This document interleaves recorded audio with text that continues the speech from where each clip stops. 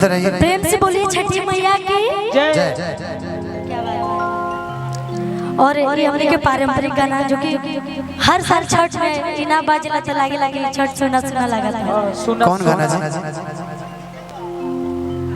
कि जोड़े जोड़े फलावा सूरज देव घटावा देवई चढ़ावेलियो जल बीचे खड़ा होई दर्शन ला आसरा लगावेलियो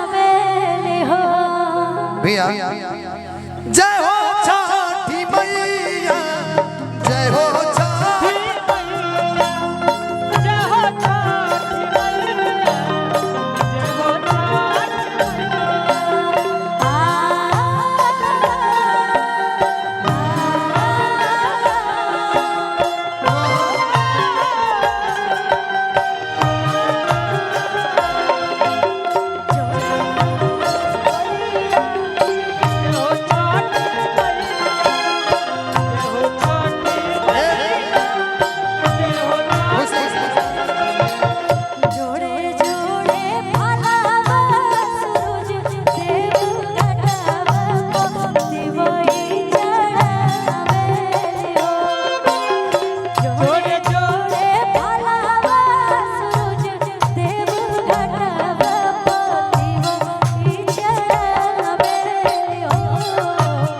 जल बीचे खड़ा होई दर्शन ला असरा